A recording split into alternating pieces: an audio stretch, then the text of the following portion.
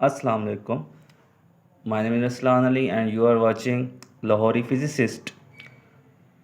आप सबका दोबारा से इस चैनल पे खुशामदीद करते हैं आप सबको। और आज हमने जो टॉपिक कवर करना है वो चैप्टर 12 है, सेकेंड ईयर का, इलेक्ट्रोस्टैटिक का, फील्ड ऑफ फोर्स। और इस फील्ड ऑफ फोर्स के साथ हमने जो जो टॉपिक कवर करना है वो है इलेक्ट्रिक फील्ड लाइंस। ये दो टॉपिक हम कवर अप करेंगे। पहला जो टॉपिक हमने चूज़ किया वो फील्ड ऑफ फोर्स है। हमने लास्ट टाइम पढ़ा था कूलम्स लॉ। अब कूलम्स लॉ क्या करता है कि वो कहता है कि वो एक पॉइंट चार्ज दूसरे पॉइंट चार्ज के ऊपर फोर्स एक्सर्ट करता है। जब भी एक दो चार्जेस होंगे उनके दरमियान आर डिस्टेंस होगा तो वो एक दूसरे के ऊपर फोर्स एक्सर्ट करेंगे। लेकिन ये फोर्स क्या लिमिटेड है? क्या एक रीजन के अंदर ही लगेगी या कहीं भी लग सकती है? तो यहाँ पर इसमें first of all her charge के अराउंड क्या होती है? एक फील्ड होती है। अगर आप देखना चाहें, जैसे कि अगर हम कंसीडर करते हैं अर्थ, आपने फर्स्ट ईयर के अंदर चैप्टर 4 के अंदर इसे डिस्कस किया होगा कि अगर हमारे पास ये मिडल में अर्थ है तो इसके अराउंड एक स्पेस है जिसके अंदर अगर कोई भी आपके पास मैस आ जाए तो ये इनवर्ट फोर्स रखती है और उसे अट्रैक्ट कर लेती है। और अगर हम इसकी रीजन से बाहर चले जाएं तो कोई फोर्स हम पर कोई फोर्स नहीं लगती। तो हर किसी की क्या है? लिमिटेशन है। तो एक रीजन है। इसी तरह अगर एक चार्ज है तो उसके अराउंड भी क्या है? एक रीजन ऑफ स्पेस है जिसके अंदर कोई भी दूसरा चार्ज आएगा तो उसके ऊपर फोर्स लगेगी, वो दोनों के दरमियान फोर्स प्रोड्यूस होगी। अगर वो उस रीजन में नहीं आता तो उन दोनों के ऊपर फोर्स नहीं लगती। तो उसी रीजन ऑफ फोर्स को हम क्या नाम देते हैं? Field of force. वो कहता है द रीजन और space around an electric charge in which it exert a electric force on another charge. यानी कि ये एक ऐसा रीजन है जिसके अंदर कोई दूसरा चार्ज आ जाए तो पहला चार्ज उस पर क्या करने लग जाए? फोर्स लगाने लग जाए, यानी उनके दरमियान फोर्स डेवलप हो जाए। तो ऐसे रीजन को, ऐसी फील्ड को, ऐसे रीजन को हम फील्ड ऑफ फोर्स कहते हैं। क्योंकि अगर हम इसे इलेक्ट्रिक चार्ज की वजह से पढ़ेंगे तो हम इसे इलेक्ट्रिक फील्ड कहते हैं, और अगर हम इसे पढ़ते हैं ग्रेविटी के लिहाज से तो उसे हम ग्रेविटेशनल फील्ड कहते हैं। क्योंकि हम ये इलेक्ट्रोस्टैटिक पढ़े हैं तो इसमें चार्जेस की बात हो रही है। तो वो कहते हैं the field due to electric charge is also known as electric field. इसे हम इलेक्ट्रिक फील्ड का नाम देते हैं। अब हमारे जहन में ये क्वेश्चन आता है कि ये फील्ड ऑफ फोर्स प्रोड्यूस कहाँ से होती हैं? ये फील्ड ऑफ फोर्स प्रोड्यूस कहाँ से होती हैं? मतलब ये कहीं कोई चीज़, हर चीज़ का ओरिजिन होता है ना। जैसे कि आपको एनर्जी मिल रही है तो किसी सोलर सेल से एनर्जी मिल रही है तो उसका ओरिजिन है कि वो आपको सन से मिल रही है, सोलर सेल से। इसी तरह आपके पास हमारे जहन में एक क्वेश्चन आता है कि ये फोर्सेस पैदा कहाँ से हो रही हैं। तो there are the two basic question of electric and gravitation for what are the origin of these forces, कि ये पैदा कहाँ से हो रही हैं। तो स्टिल ये इस क्वेश्चन का आंसर अननोन है कि ये इन्हें हम एज इट का एज इट ही कंसीडर करते हैं। हमें नहीं पता ये फोर्सेस क्यों हैं। तो हमने कहा it is the intrinsic property of charges, के चार्जेस के अंदर पहले से ही मौजूद है कि उनके अराउंड एक फील्ड मौजूद है। और ऐसे ही मैसेस के लिए कि जहाँ मैस काफ़ी ज़्यादा होगा तो उसके अराउंड एक फील्ड खुद ब खुद ही क्या हो जाएगी? प्रोड्यूस हो जाएगी। इट इज़ द इंट्रिंसिक, उनकी अपनी प्रॉपर्टी है। जैसे हर किसी की अपनी प्रॉपर्टी होती है कि जैसे अल्लाह ताला ने हमें इंसान बनाया है तो हमारी अपनी प्रॉपर्टीज़ हैं, तो बाय नेचर है। तो इसी तरह चार्जेस बाय नेचर हैं और उनकी प्रॉपर्टी है कि उनके अराउंड क्या फील्ड्स, क्या रीजन क्या हो जाता है? प्रोड्यूस होता है। तो इसलिए वो कहता है the reason of these forces still unknown. हमें नहीं पता ये कहाँ से प्रोड्यूस हुई हैं। The existence of these forces is accepted as it, यानी इसे हम एज इट के जब भी चार्जेस होंगे उनके अराउंड फील्ड भी होगी। That type of forces are called basic force of nature. इसी वजह से ऐसी तमाम फोर्सेज को बेसिक फोर्सेज ऑफ नेचर कहते हैं। न्यूक्लियर फोर्स भी इसमें आती है, वो भी बेसिक फोर्स ऑफ नेचर है। इलेक्ट्रिक फोर्स भी, ग्रेविटेशनल फोर्स भी। तो ये सारी क्या हैं? Basic forces of nature. ये नेचर की फोर्सेज हैं जो कि जिनका ओरिजिन हमें नहीं पता। दूसरा क्वेश्चन आता है हमारे जहन में, how are these forces transmitted from one charge to another charge. ये एक पॉइंट से दूसरे पॉइंट तक ट्रांसमिट कैसे होती है। तो इसके बारे में एक इंग्लिश साइंटिस्ट थे जिनका नाम था माइकल फैराडे। माइकल फैराडे ने 1830s के अंदर इसको इंट्रोड्यूस करवाया कि एक चार्ज से दूसरे चार्ज पे जो फोर्स लगती है ना, ये इन दी फॉर्म ऑफ लाइंस लगती है। और इन्होंने लाइंस ऑफ फोर्सेस का कॉन्सेप्ट क्या किया, डेवलप किया। उनकी जो थ्योरी थी, उनकी थ्योरी के मुताबिक क्या था, it is the intrinsic property of nature. जैसे कि मैं बता चुका कि ये उन मैटर्स की, उन प्रॉपर नेचर की क्या है, इंट्रिंसिक पहले से मौजूद प्रॉपर्टी है जो बाय बर्थ है। The electric field exist in the space around an electric charge. जहाँ भी इलेक्ट्रिक चार्ज होगा उसके अराउंड क्या होगा, जहाँ भी ये हमारे पास इलेक्ट्रिक चार्ज मौजूद होगा उसके अराउंड फील्ड मौजूद होगी। तो ये हमारे पास मौजूद है। वो कहते हैं it is the electric field is consider to be force field. तो हम जो इलेक्ट्रिक फील्ड है इसे हम फोर्स फील्ड भी कहते हैं। फोर्स फील्ड कहने का मकसद ये है कि क्योंकि जब भी एक चार्ज दूसरे फील्ड के अंदर जाता है तो वो क्या एक्सपीरियंस करता है, फोर्स एक्सपीरियंस करता है। तो जब भी फोर्स एक्सपीरियंस करेगा तो हम कहेंगे कि ऐसी फील्ड को हम फोर्स फील्ड का नाम देंगे। अब ये था हमारे पास फील्ड ऑफ फोर्स के बारे में। अब फील्ड ऑफ फोर्स जब हम पढ़ते हैं तो ज़ाहिरी बात है कि उसकी कुछ ना कुछ इंटेंसिटी भी होती है। ज़ाहिरी बात, जब फोर्स कोई बॉडी फोर्स को एक्सपीरियंस करेगा तो वो उसकी क्या फील करेगा, वो उसकी इंटेंसिटी क्या कहते हैं, शिद्दत को, कि उसकी स्ट्रेंथ कितनी थी। तो वो हम, अब ज़ाहिरी बात है कोई इट्स सेल्फ पर्सन है, वो अपनी स्ट्रेंथ खुद मुहैया नहीं कर सकता, उसे कोई ना कोई इंस्ट्रूमेंट चाहिए होता है या फिर कोई अदर पर्सन चाहिए होता है जो उसे ऑब्जर्व कर सके। इसी तरह चार्जेस की स्ट्रेंथ को फाइंड करने के लिए हम यहाँ पर टेस्ट पॉइंट चार्ज लेते हैं। जैसे कि आपको शो हो रहा होगा, यहाँ पर हमने एक टेस्ट पॉइंट चार्ज लिया है क्यू नोड। अब क्यू नोड हमारे पास टेस्ट पॉइंट चार्ज है, तो एक यूनिट टेस्ट पॉइंट चार्ज पे लगने वाली फोर्स को हम क्या कहते हैं, इलेक्ट्रिक फील्ड इंटेंसिटी। वो जितनी एक फोर्स को एक्सपीरियंस करता है उसे हम उसकी इलेक्ट्रिक फील्ड इंटेंसिटी कहते हैं। ये जो इलेक्ट्रिक फील्ड इंटेंसिटी है ये किसकी आएगी, ये क्यू की आएगी। और ये लास्ट में हम देखेंगे भी ये इन टर्म्स ऑफ क्यू निकलेगी। तो जैसे कि इलेक्ट्रिक फील्ड इंटेंसिटी अगर हम इसे मैथमेटिकली डिस्क्राइब करना चाहें तो ये क्या है, the ratio between force and the unit test charge. ये फोर्स और यूनिट टेस्ट चार्ज की रेशियो को हम क्या कहते हैं, इलेक्ट्रिक फील्ड इंटेंसिटी। तो इलेक्ट्रिक फील्ड इंटेंसिटी, इसके लिए हम क्योंकि उसका मैथमेटिकल फॉर्म लिखनी है तो हम कहते हैं if Q is the point charge place at the origin. हमने अब चार्ज ले लिया जो कि ओरिजिन के ऊपर है, यानी मिड पॉइंट के अंदर है। हमने एक टेस्ट पॉइंट चार्ज लिया, इस place inside the field of charge Q. इसी चार्ज की जो पॉजिटिव क्यू चार्ज है इसकी फील्ड के अंदर हमने क्या ले लिया, एक टेस्ट पॉइंट चार्ज ले लिया। अब ये टेस्ट पॉइंट चार्ज क्या है, जैसे ही फील्ड के अंदर आएगा तो इसके ऊपर क्या लगने लग जाएगी, फोर्स लगने लग जाएगी। और ये फोर्स को क्या करेगा, एक्सपीरियंस करेगा, जो कि फोर्स किसके इक्वल है, क्यू नॉट ई के इक्वल है। तो यहाँ से हम इलेक्ट्रिक फील्ड इंटेंसिटी को डिफाइन करते हैं, E is equal to F over Q naught. ये हमारे पास इलेक्ट्रिक फील्ड इंटेंसिटी है जो रेशो है फोर्स और यूनिट चार्ज की। तो अगर हम कहें कि हमारे पास ये Q है एक चार्ज और एक Q नॉट है और इनके दरमियान डिस्टेंस R है, तो R डिस्टेंस के जो हम कूलम्स फोर्स एक्सपीरियंस हो रही है ना, तो फोर्स एक्सपीरियंस होगी इन दोनों के दरमियान। तो coulomb force experience by the test charges F is equal to 1/4 pi epsilon naught Q naught over R square into R unit vector. तो ये हमने पढ़ा हुआ है the electric field intensity. Force आपके पास क्या होता है, K Q1 Q2 over R से। यहाँ Q1 की जगह Q है और Q2 की जगह Q नॉट है और R उनके दरमियान डिस्टेंस है, ये हमारे पास K की वैल्यू है। तो इस तरह द इलेक्ट्रिक फील्ड इंटेंसिटी आ जाएगी E equal to F over Q naught. Electric field intensity F की जगह हमने उसका फार्मूला पुट कर दिया जो हमारे पास है 1/4 पाई एप्सिलॉन नॉट, इसकी वैल्यू पुट की Q नॉट ओवर R के। अब देखो Q नॉट से Q नॉट क्या हो रहा है, कैंसिल हो गया।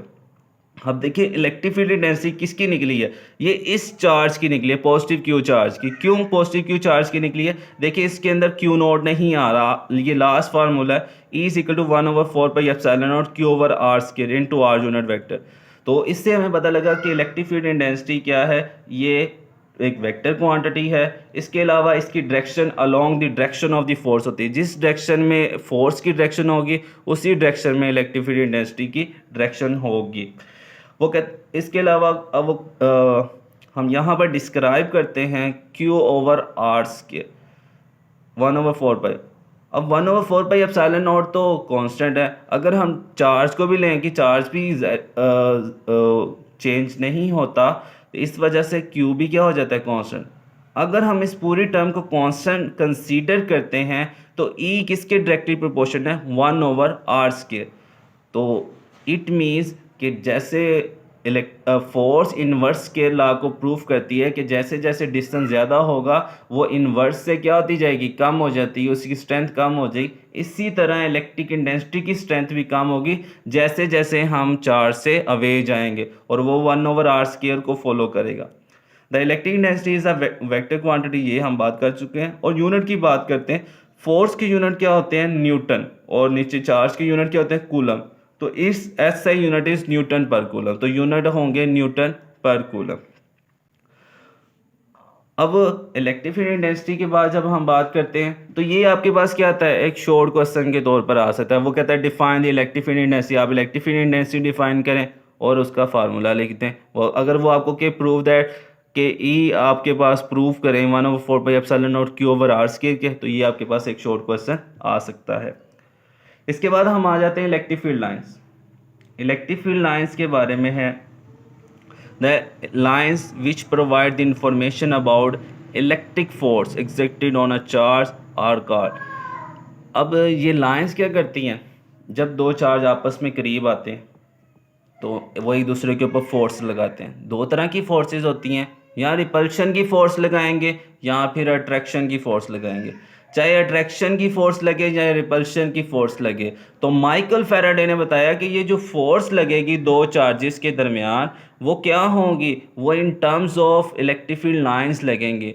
और इसी वजह से ऐसी लाइंस को हमने नाम दिया है लाइंस ऑफ फोर्स, क्योंकि ये ऐसी लाइंस हैं जो एक चार्ज के दूसरे चार्ज के ऊपर फोर्स एक्सर्ट कर रही हैं, इसी वजह से इन्हें हम लाइंस ऑफ फोर्स का नाम देंगे। अब इसके लिए कुछ अजम्पशंस हैं कि हाँ हम यहाँ पर कंसीडर कर लेते हैं कि जैसे कि हमारे पास दो तरह के चार्जेस होते हैं, एक हमारे पास है पॉजिटिव चार्ज और दूसरा हमारे पास है नेगेटिव चार्ज। अब पॉजिटिव चार्ज को हम कंसीडर करते हैं, यहाँ से इलेक्ट्रिक लाइंस ऑफ फोर्स की डायरेक्शन क्या है, रेडियली आउटवर्ड है। हर पॉइंट के ऊपर डायरेक्शन क्या रहेगी, आउटवर्ड रहेगी।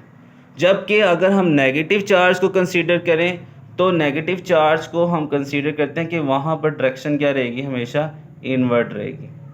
अब ये आइडिया हमें कहाँ से आया, हमने ये आइडिया निकाला टेस्ट पॉइंट चार्ज से।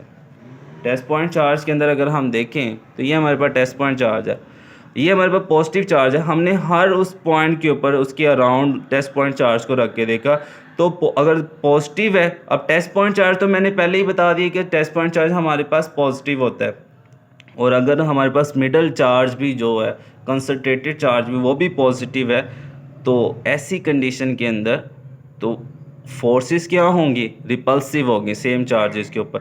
तो हमने देखा कि जो टेस्ट पॉइंट चार्ज है वो आउटवर्ड डायरेक्शन में जा रहा है, तो हमने अज्यूम किया कि यहाँ से इलेक्ट्रिक लाइंस क्या होंगी, आउटवर्ड डायरेक्शन में। तो ये हमारे पास इलेक्ट्रिक लाइंस क्या हुई, आउटवर्ड डायरेक्शन में। इस रेडियली आउटवर्ड का मतलब क्या है, रेडियली आउटवर्ड का मतलब है कि इनकी जो लाइंस हैं ये इनफाइनाइटली निकली हैं, ये स्प्रेड हो रही हैं इन 3 डिमेंशन में। ये हमने जो स्ट्रक्चर बनाया ये तो 2 डिमेंशन है, ये 2 डिमेंशन के अंदर एक प्लेन के अंदर इस स्ट्रक्चर को बताया हुआ है, लेकिन एक्चुअली ये क्या है, 3 डिमेंशन है। ये फॉरवर्ड भी जा रही है, रिवर्स भी जा रही है, बैकवर्ड भी जा रही हैं, तो ऑल डायरेक्शन में 3 डिमेंशन में ये आउटवर्ड डायरेक्शन में निकल रही हैं, और नेगेटिव में क्या हो रही हैं, इनवर्ड डायरेक्शन में हो रही हैं। इससे हमें अब ये आइडिया भी आ जाता है कि ये अट्रैक्शन और रिपल्शन की फोर्स आती कहाँ से है?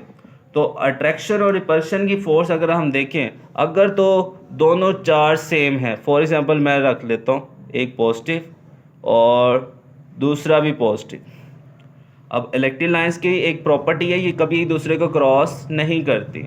इसी प्रॉपर्टी के ऊपर इलेक्ट्रिक लाइंस की डायरेक्शन होगी, अब यहाँ से बाहर होंगी, इससे भी बाहर पॉजिटिव। अब यहाँ भी पॉजिटिव है, यहाँ भी इलेक्ट्रिक लाइंस क्या निकलेंगी,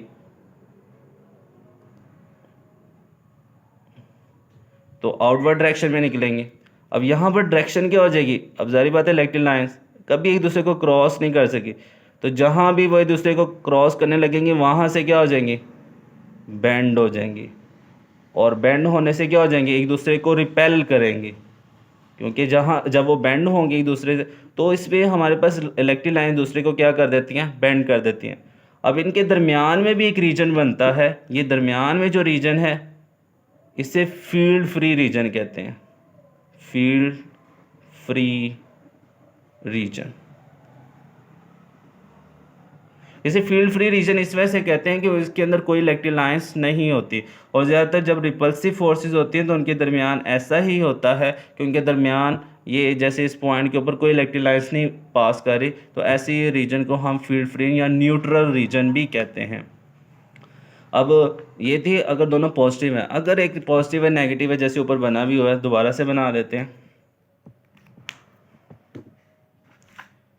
तो हम यहाँ पर इसे बना देते हैं, एक पॉजिटिव है और एक नेगेटिव।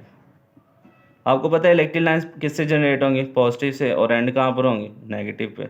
तो इस तरह आपके पास इलेक्ट्रिक लाइंस क्या होंगी, उनकी स्पेसिफिक डायरेक्शन आती जाएगी। और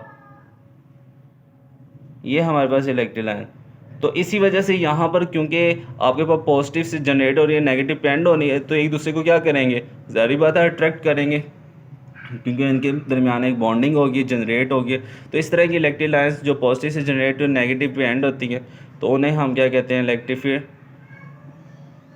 तो ये हमारे पास जो फोर्स होगी वो अट्रैक्शन की फोर्सेस होगी, वो हमारे पास अट्रैक्शन की फोर्सेस यहाँ पर जनरेट करेंगे। तो ये हमारे पास थी इलेक्ट्रिक फील्ड लाइंस। अब इन्हीं इलेक्ट्रिक फील्ड लाइंस को बेस करते हुए हमारे पास इसकी कुछ करेक्टरिस्टिक्स हैं, उन्हीं करेक्टरिस्टिक्स को हम डील करते हैं वन बाय वन, क्योंकि एक्सरसाइज ये क्वेश्चन आता है और इसमें एक एक्सरसाइज का क्वेश्चन भी है।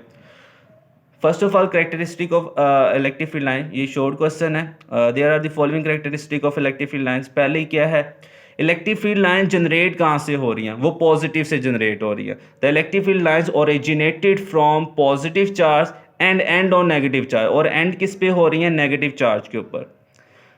The tangent to the field lines at any point give the direction of field line. अब जाहिर बात है टेंजेंट टू द लाइन क्यों कहा गया, अगर आप इस पिक्चर को देखें तो इसके अंदर आपको ये शो होगा कि इलेक्ट्रिक लाइंस क्या है, मिडल में तो स्ट्रेट है, लेकिन अगर जैसे जैसे हम आउटवर्ड डायरेक्शन में जाते हैं तो इलेक्ट्रिक फील्ड लाइंस कर्व होती जाती हैं।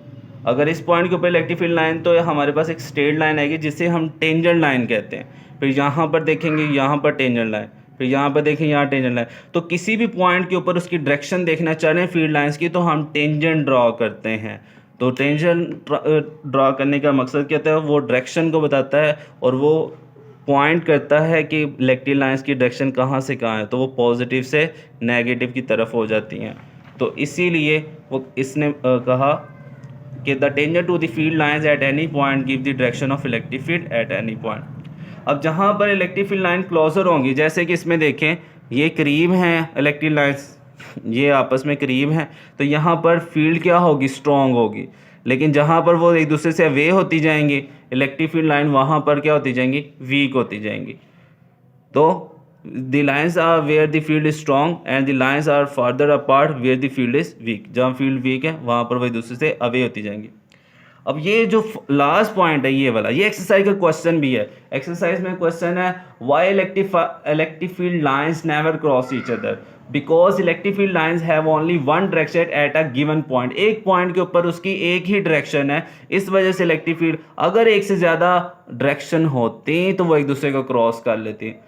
तो लेकिन ये फिज़िकली पॉसिबल नहीं है चार्जेस के लिए, इसलिए no electric lines cross each other, this is because electric field has only one direction, उनकी सिर्फ एक ही डायरेक्शन है, इस वजह से वो कभी क्रॉस नहीं करती एट अ गिवन पॉइंट।